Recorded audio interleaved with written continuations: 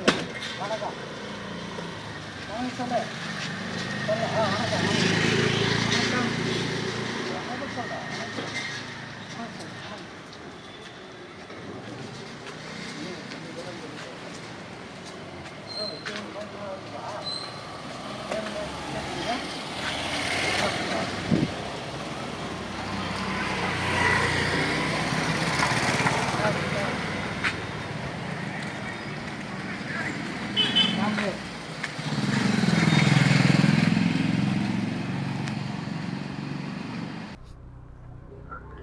சொல்கிறேன்.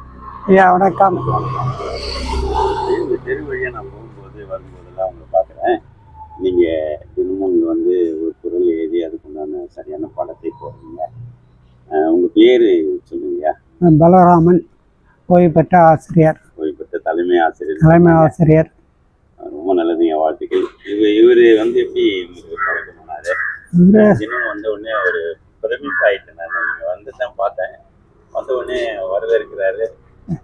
அப்புறம் வணக்கம் சொல்றாரு. நன்றி உள்ள ஜீவன். அவர் குஷி நான் வந்தேன்னா வரவேற்பு டான்ஸ் ஆடிக்கினேன் கூட்டின்னு வந்து வணக்கம் சொல்லுவார். சின்ன ரொம்ப நாளாக பார்க்குறேன்.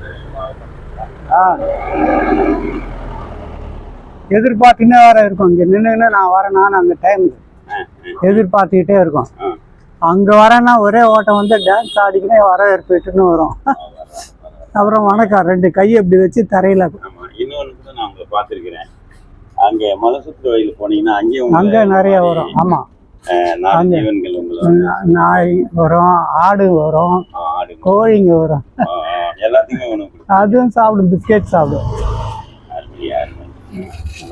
இந்த பழக்கம் இது வந்து 4-5 வருஷம் ஆயிடுச்சு. திருப்பூர்ல நீங்க எத்தனை வருஷமா? 4-5 வருஷமா இருக்கும்னு நினைக்கிறேன். தோராயமா. ஆமா, ஒரு குரல் அதான் ஒரு குரல். அது எப்படி அந்த 4 வரிசையா ஒரு அதிகாரத்துக்கு ஒண்ணு, அடுத்த வரிசையா ஒரு அதிகாரம். அதுல எந்த குரல் படம் வரும் நல்லா இருக்குன்னா அந்த குரலை செலக்ட் பண்ணி போட்டுருவோம். இது மாதிரி பகை போர் சண்டையில இறந்து போறவங்க நிறைய பேர் மேடையில தைரியமா பேசுறவங்க ஒரு சிலர் தான். அதுக்கே அது சண்டை போடுறவங்க அதுக்கு போர்க்கலாம்.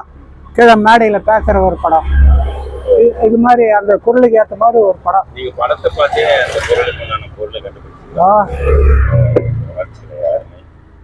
ஓய்வுக்கு பின்னாடி நீங்க ஒரு சில பேர் வேலை செய்றீங்க. நீங்க நிறைய பேருக்கு வந்து பார்த்து படித்து போடுங்க.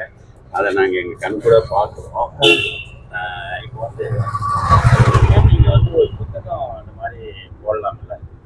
அதான்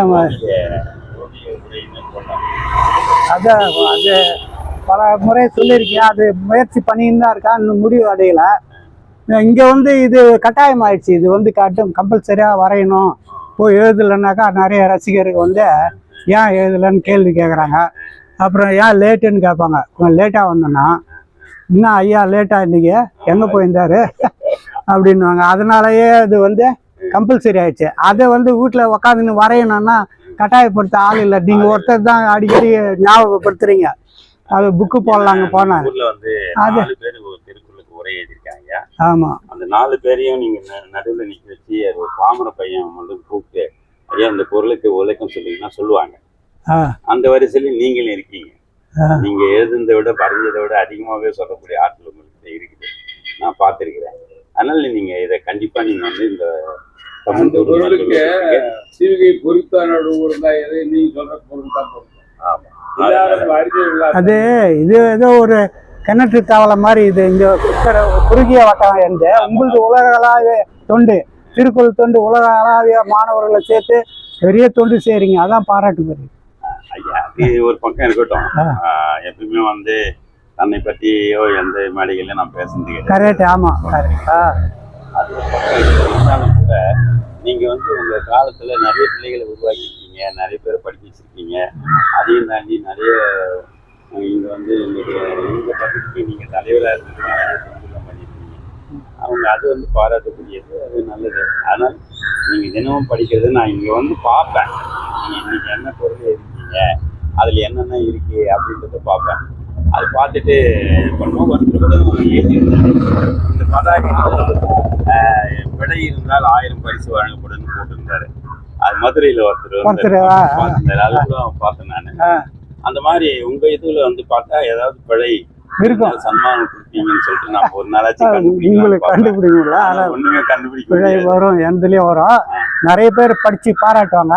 ஆனா முக்கியமா ஒருத்தர் தென்னை மரம் ஏறவர், மரம் ஏறி அவரு வந்து, ஐயா தினம் உங்க பொருளை நான் படிக்கிறேன், அதன்படி நடக்கிறேன். அது ஒண்ணு போறாதா, அதன்படி நடக்கிறாராம். எல்லாம் தான் படிக்கிறாங்க, எல்லாரும் தான் படிக்கிறாங்க, நடக்கணுங்க. நான் மிக மகிழ்ச்சி அடைகிறேன். உங்களுடைய தொண்டு சிறப்பவும் மீண்டும் நீங்க வந்து அடுத்த நூல் வெளியீட்டு விழாவில் நான் கண்டிப்பா உங்களை கலந்துக்கிட்டு உங்களை பற்றி நான் நிறைய பேசணும்னு நினைக்கிறேன். அந்த வாய்ப்பை நீங்க எனக்கு தருவீங்கன்னு நினைக்கிறேன். அந்த மாதிரி மீண்டும் நீங்க வந்து ஆரோக்கியமா இருக்கிறதுக்கு உண்டான எல்லா வேலைகளும் செய்றீங்க, அதையும் மற்றவங்களுக்கு சொல்லி தரீங்க, அதுவும் பாராட்டுக்குரியது. நன்றி, வணக்கம். நன்றி நன்றி நன்றி, வாழ்த்துக்கள். நன்றி.